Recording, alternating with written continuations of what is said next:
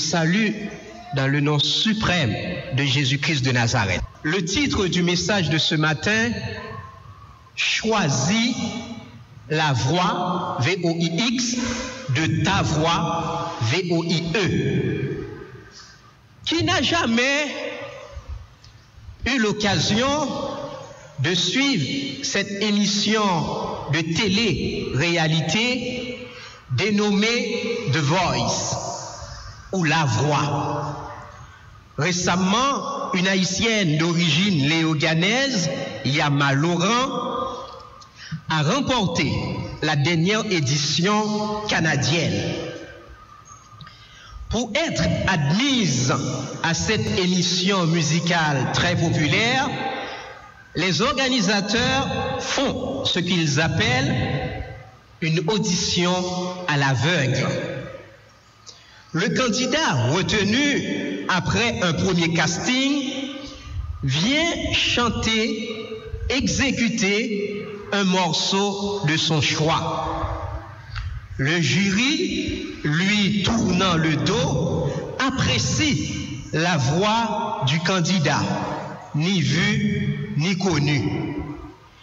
Et si l'un des membres de ce jury se retourne, alors le candidat est retenu pour l'aventure médiatique. En lisant la Torah, les Saintes Écritures, je me suis rendu compte que la première audition à l'aveugle de toute l'humanité a eu lieu au Jardin d'Éden. La femme, dans son rôle de jury, a pris le risque énorme d'auditionner la voix inconnue de Satan via le serpent, cet animal parfait, créé par Elohim. Cette voix, me dit ma Bible, a convaincu la femme. Elle a séduit Ève. Donc, en validant cette belle voix, l'aventure mondiale de Satan a commencé, puisque cette voix séduisante va rendre la vie dure à l'homme qui était appelé à dominer, à régner et à assujettir sur toute la création. En écoutant cette belle voix, l'homme a du coup admis que celle de Dieu n'était pas convaincante. Justement, Dieu ne cherche pas à vous convaincre ou à me convaincre, mais Dieu cherche à vous sauver, à me sauver, à vous protéger, à me protéger de tous les dangers. C'est une perte de temps d'attendre que Dieu vous convainque. Dieu cherche à vous sauver. Je me souviens en classe secondaire, au petit séminaire collège Saint-Martial, lors d'un examen trimestriel, le surveillant, le professeur Kassamajor, après plusieurs observations à l'un d'entre nous qui bougeait trop ses yeux sur la feuille de l'autre, disait ceci: « Je veux vous sauver malgré tout, et vous persistez à vouloir vous perdre malgré cela. Vous eussiez mieux fait de n'être pas ici. » Fin de citation. C'est à peu près la même chose entre Dieu et nous, en ce qui concerne le salut en Jésus-Christ. Dieu dit, tu manges, tu meurs. Tu regardes ça, tu meurs. Tu entends ça, tu meurs. Tu touches à ça, tu meurs. Etc. Mais Satan dit encore et toujours, tu touches ça, tu ne meurs pas. Tu regardes ça, tu ne meurs pas. Tu portes ça, tu ne meurs pas. Tu manges ça, tu ne mourras pas. En plus, c'est très bon pour les yeux et super bon pour la connaissance du bien et du mal. Ça ne nous rappelle rien. Dieu, en créant l'avocatier ou le corosol, Elohim trouva que c'était bon. Point barre. Mais Satan vient pour nous dire que c'est bon pour telle ou telle maladie. Et on y croit. Qui nous a appris cela? Associer la nourriture naturelle, divine d'Elohim avec la maladie est une insulte à la parole de Dieu, une insulte à la foi. On mange pour le corps et non pour la maladie. Ou quand on nous dit que ça fait pousser les cheveux, c'est bon pour les yeux, etc. Comme si Dieu était incapable de nous informer de cela.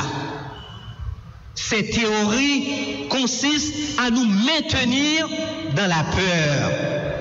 Et c'est une occasion également de crier le marché noir de ces produits naturellement divins. Quand Dieu dit que c'est bon, alors c'est bon. Pas besoin de nous convaincre avec les théories mercantiles. Dieu dit que c'est bon, Satan dit que c'est goût. Ce n'est pas parce que c'est bon que c'est goût, et ce n'est pas parce que c'est goût que c'est bon. Seul un homme d'affaires, dont je ne citerai pas le nom, est arrivé chez nous à concilier les deux dans un produit qu'on appelle bon goût. Satan a toujours quelque chose à nous apprendre pour bien nous prendre dans son filet marketing. Il veut constamment nous rassurer de tout et sur tout. C'est un menteur. Le diable est menteur sur toute la ligne. Pas besoin de le soumettre au détecteur de mensonges. Cette voix séduisante qui nous murmure à l'oreille nuit et jour, elle désinforme pour nous informer afin de nous bouffer en direct. Cette voix ne communique pas, elle fait du marketing pur et simple. Elle propose le rêve, la réalité, télé-réalité. Mais notre vie dépend de la vérité et non de la réalité. Dieu nous tient dans la foi. Satan veut nous garder dans la religion. Par exemple, une recherche sur Google ou n'importe quel moteur de recherche ne va pas nous donner des informations telles que nous les souhaitons, mais selon leur réseau et affiliation à tel ou tel groupe ésotérique. La voie académique n'est pas la voie de Dieu. La voie scientifique n'est pas la voie de Dieu. La voie du peuple n'est pas non plus la voie de Dieu. Nos premiers parents, en effet, n'ont pas été fermes dans leurs convictions, leur image, leur ressemblance au Créateur Elohim Yahweh, pour avoir écouté une parole haute et non une parole nouvelle. Nous ne sommes pas meilleurs qu'eux, évidemment, loin de là. Car vous et moi, nous mémorisons par cœur les versets bibliques, mais nous cédons très très vite devant les autres paroles de l'ennemi. L'homme, en validant volontairement en son âme cette voix séduisante, Dieu ne pourra lui assurer la paix. La paix. Parce qu'il a cessé de se confier en lui. Comme il est révélé ici par le prophète Ésaïe, Yetzer Samou Tissor, Shalom, Shalom, Ki Beka Batoua. La version originale hébraïque que je viens de vous lire parle de paix dans les traductions indo-européennes, occidentales, je veux dire, françaises, anglaises, voire créoles. Mais c'est réducteur comme mot. C'est voir les choses un peu à l'envers. Alors, c'est quoi l'endroit, me diriez-vous? L'endroit, c'est que le mot shalom en hébreu signifie dans la pensée de Dieu ou la pensée juive, rien à voir avec la pensée gréco-romaine. Shalom veut dire d'abord prospérité. Shalom veut dire ensuite sécurité. Shalom veut dire enfin la paix. Et dans l'ordre, ces trois choses sont intimement liées. L'une ne marche jamais sans l'autre. Autrement dit, depuis la chute de l'homme, après avoir été séduit par la voix inconnue de l'autre, pour ne pas le nommer, la question de la prospérité devient une calamité pour vous et moi. Le sol sera maudit avec les organismes génétiquement modifiés OGM de Monsanto. C'est moi qui caricature. C'est à force de peine que tu en tireras ta nourriture tous les jours de ta vie. L'homme se livre au pillage, à l'arnaque, ou tue son frère pour le strict minimum vital. La terre te produira des épines et des ronces. C'est à la sueur de ton visage que tu mangeras du pain, jusqu'à ce que tu retournes à la terre, nous dit la Genèse. Sécurité. Depuis que cette voie inconnue a été retenue, l'homme ne se sent plus en sécurité. Car il se voit nu, nu dans son corps, nu dans son âme. Car quand vous êtes nu, votre âme est aussi nue, la nuit comme le jour. Faites attention à ce que vous portez comme vêtements. L'homme vit dans la peur, donc dans l'insécurité totale. Il vit dans le marronnage, derrière des blindés, des vitres teintées, des grosses forteresses, des murailles. Qui t'a dit que tu étais nu? Demandera Dieu à l'homme. Question qui n'a jamais été répondue jusqu'à ce jour, jusqu'à cet instant présent, ici même à l'église de la communauté évangélique. Comme celle où est ton frère Abel, des questions qui sont restées sans réponse. La paix entre la femme et sa postérité et le serpent, il y en aura jamais de paix. De guerre en guerre, de persécution en persécution, une guerre permanente. C'est pourquoi en 2018, je le dis et je le redis à l'Église et à quiconque veut l'entendre, le combat n'est pas physique, le combat est spirituel. Le combat n'est pas collectif, le combat est personnel. Oui, l'Église est collective, oui, il faut l'Église, oui, il faut la communauté, mais quand le soir vous dormez seul dans votre lit, à côté de votre mari ou votre enfant, dans votre rêve, vous êtes seul. Personne ne peut rien faire pour vous. C'est pourquoi je dis, le combat, il est personnel. Le combat aussi, il n'est pas provisoire. Le combat est permanent. Chaque jour, vous vous habillez. Chaque jour, vous mangez. Vous buvez de l'eau. Vous dépensez de l'argent. Alors chaque jour, vous devez également prier. Donc le combat est permanent. Parce que la victoire est permanente. Et cette victoire a été acquise avant même que vous soyez nés à la croix par le sang de Jésus-Christ de Nazareth, Yeshua HaMashiach. Le sauveur est unique. C'est pourquoi le combat est personnel. La puissance est spirituelle. C'est pourquoi le combat est spirituel.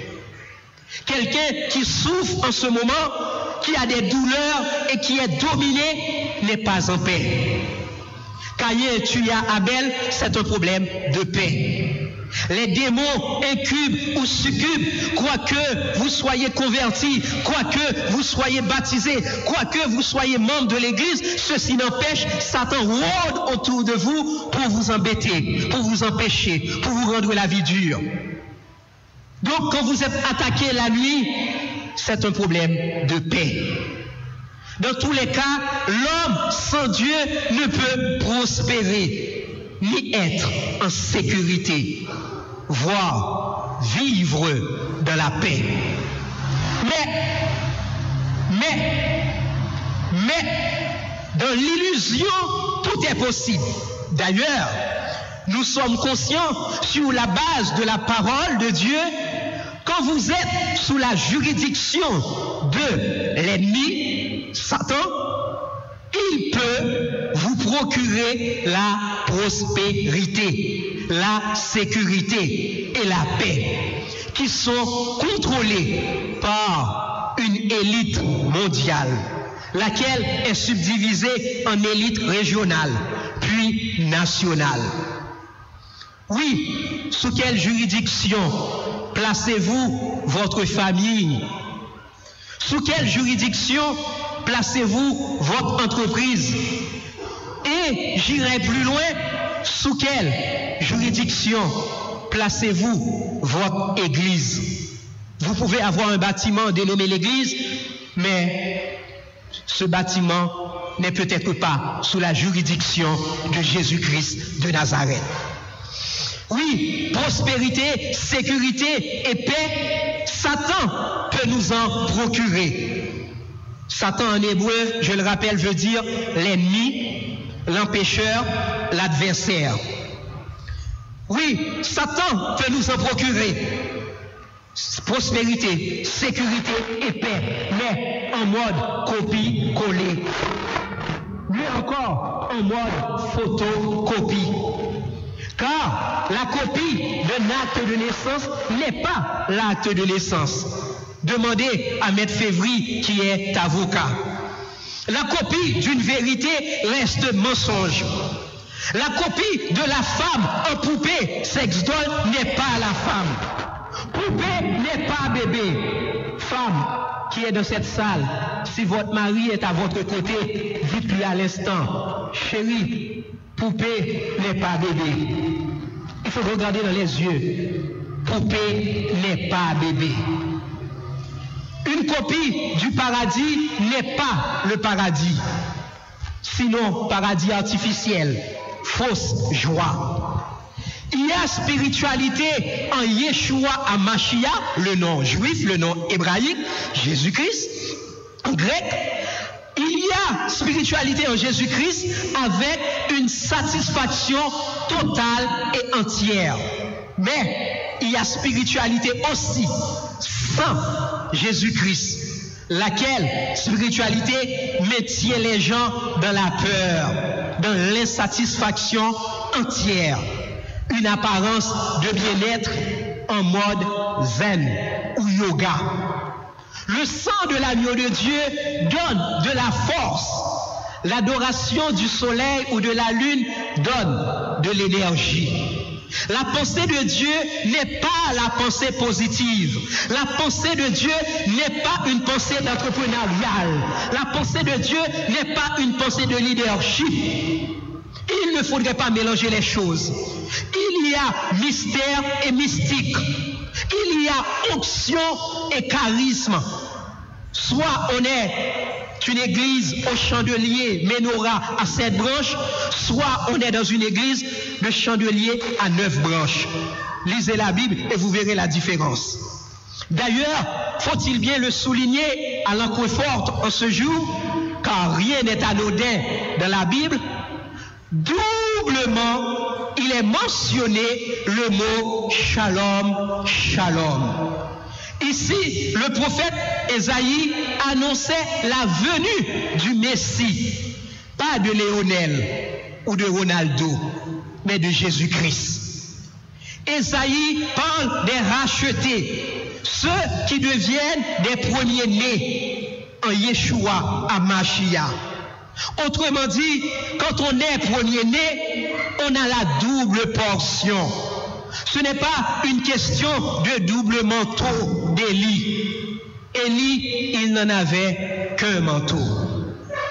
Quand vous êtes en Christ, Yeshua à Mashiach, vous avez droit aux doubles portions de shalom, shalom. Ce n'est pas pour rien qu'il aura fallu la venue du Fils de l'homme, le nouvel Adam, pour restaurer la prospérité, la sécurité et la paix à quiconque croit en lui seul. Et j'insiste, lui seul.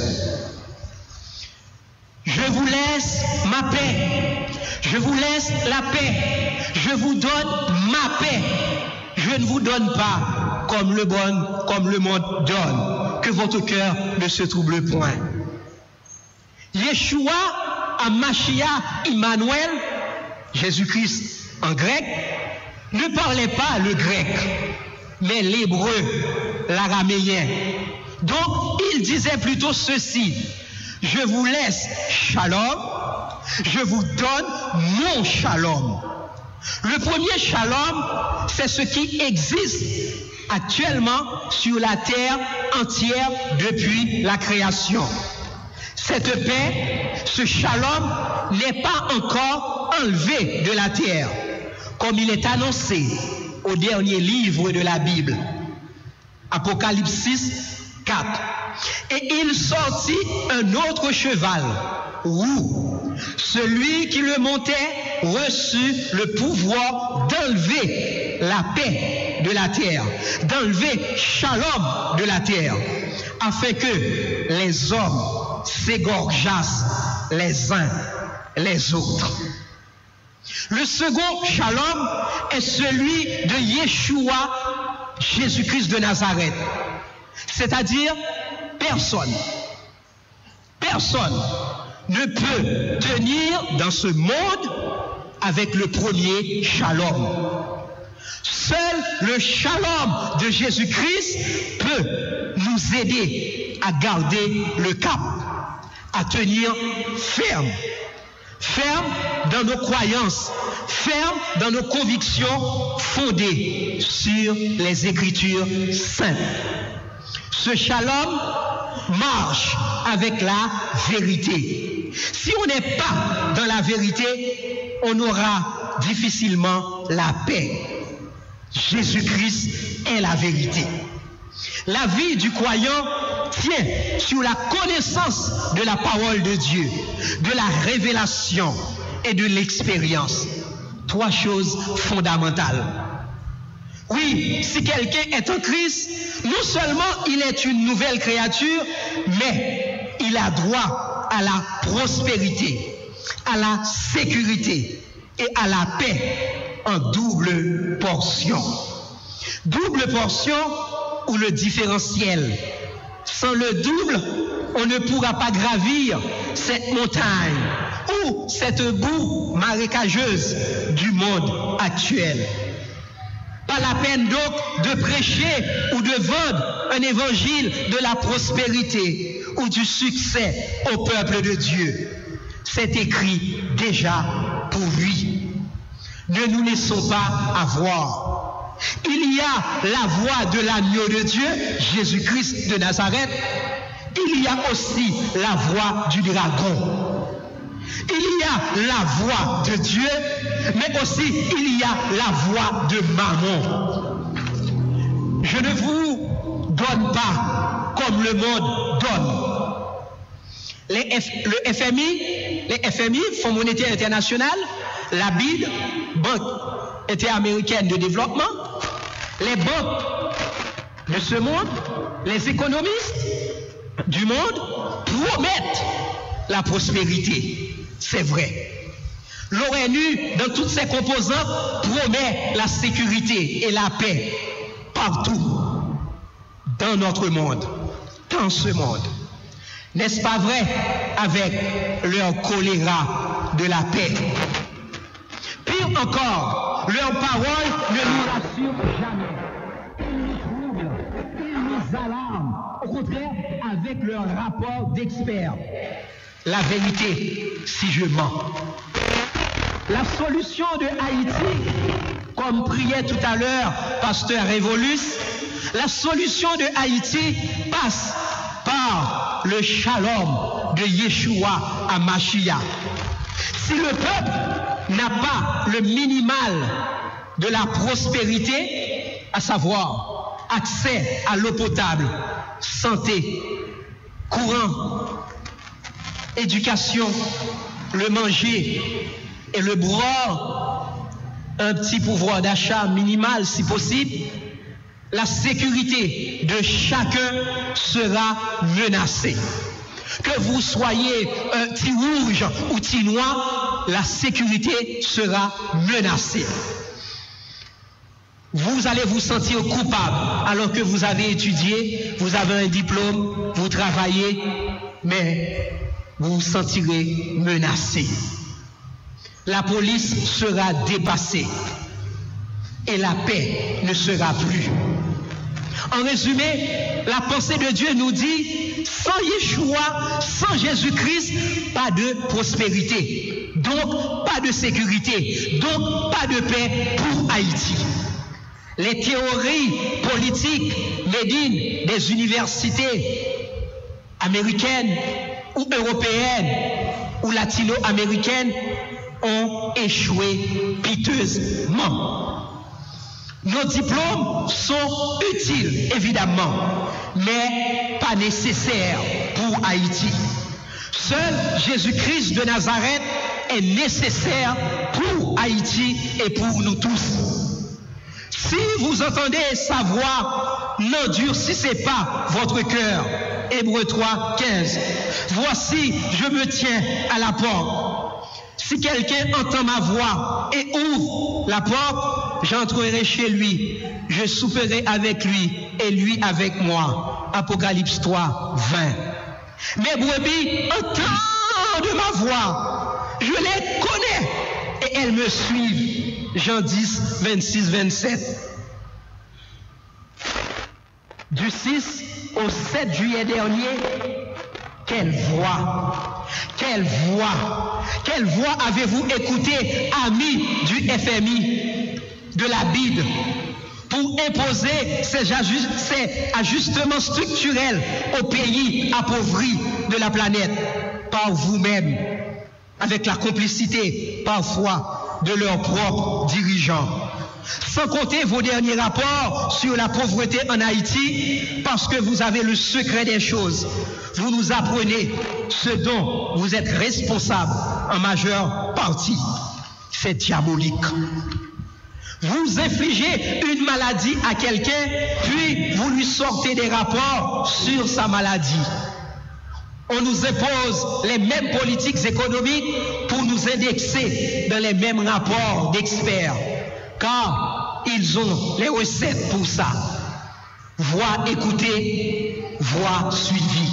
Quelle voix avez-vous écouté, mesdames, messieurs, les chefs de mon pays, pour valider, sous pression internationale, de pareilles exigences indécentes des économies dominantes, en tenant de nous les faire avaler injustement en pleine Coupe du Monde de football masculin?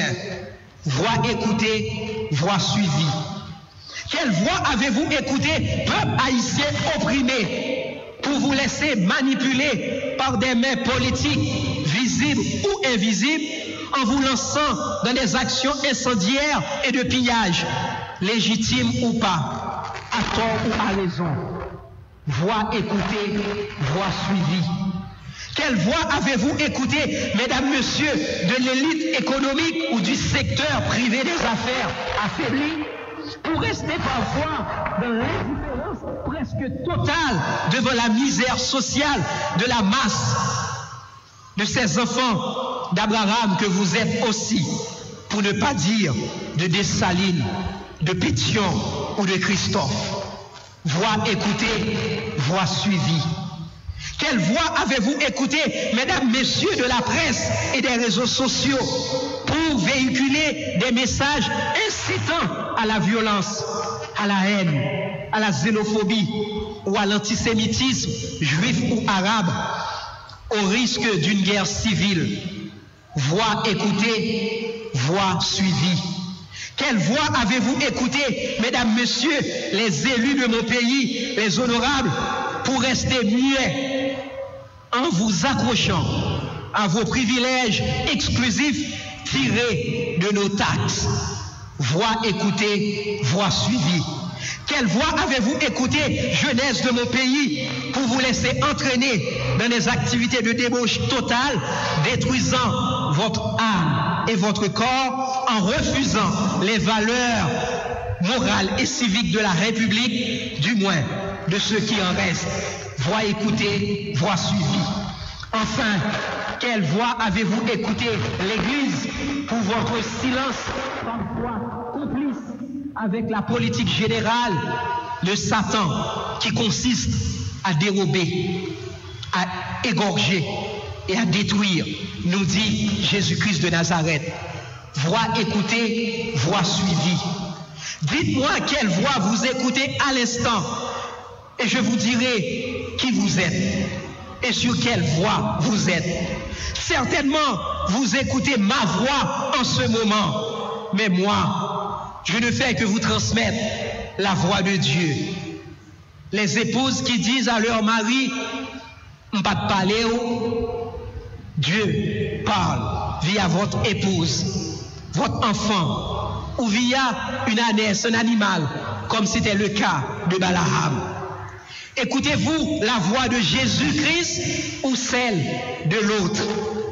Samuel avait entendu au moins 3 fois la voix de Dieu.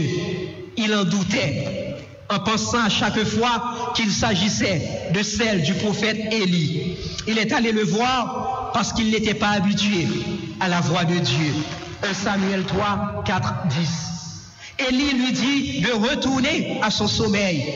Et si Dieu te parle, tu diras, parle Seigneur, ton serviteur écoute. Il aura fallu la 4e fois pour qu'il comprenne enfin la voix de Dieu. Cet événement est arrivé à un moment où Israël était en grande difficulté et vivait sans Dieu et contre Dieu. Que chacun de nous choisisse la voie de sa voix, car l'enseignement est indispensable pour une délivrance complète et définitive. Que le Dieu vivant Adonai Elohim Yahweh bénisse Haïti et vous bénisse en Yeshua Mashiach, Jésus-Christ de Nazareth. Amen. Shalom. Shalom.